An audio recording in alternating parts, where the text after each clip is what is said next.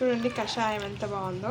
అన్నీ కలుపుకొని తాగితే చాలా హెల్దీ. ఇంకా ఒక కప్కి ఒక స్పూన్ తేనె కలుపుకుంటే చాలా టేస్టీగా హెల్దీగా ఉంటుంది.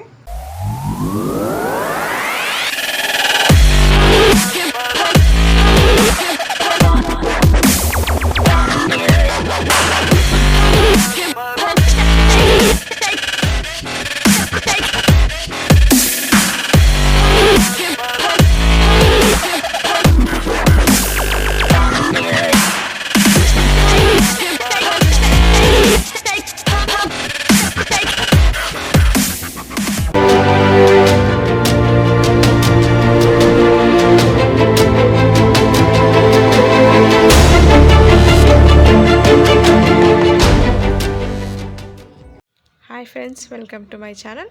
ఇప్పుడు మనం కషాయం ఎలా చేద్దామో చూద్దాం. ఈ కషాయం వల్ల జలుబు, థ్రోట్ ఇన్ఫెక్షన్స్, సర్ది అంటే ఇంకా కరోనా వల్ల ఇబ్బంది పడే వాళ్ళకి ఇంకా చాలా వాటికి యాంటీబయాటిక్గా బాగా పనిచేస్తుంది. ఇప్పుడు ఎలా చేద్దామో చూద్దాం.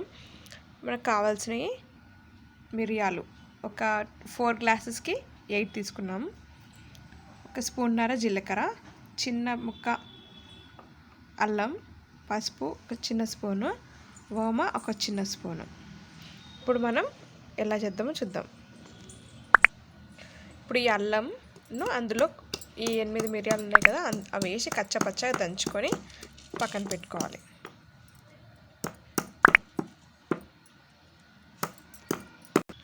ఫోర్ గ్లాస్ వాటర్ తీసుకున్నాం. ఇప్పుడు ఇట్లా అల్లమును మిరియాలు కచ్చపచ్చగా దంచాం కదా, అది ఇంకా మిగతావి ఏంటంటే అంటే పసుపు, జీలకర్ర అవన్నీ చెప్పాను కదా, అవన్నీ వేసేసుకొని ఇలా నీళ్ళని మరగబెట్టుకోవాలి.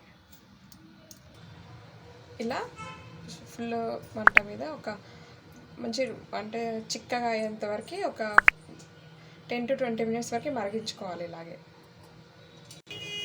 ఇలా మరుగుతుంది కదా, ఈ మరిగేది హాఫ్ గ్లాస్ వచ్చేంత వరకు, అంటే ఆ లెక్క ప్రకారం ఇది అంతగనంగా మరగాలి. బాగా ఇలా మరిగేంత వరకు, అంటే బాగా చిక్కగా మరిగేంత వరకు ఉంచుకొని ఆఫ్ చేసుకున్నాం. ఇప్పుడు కషాయం రెడీ.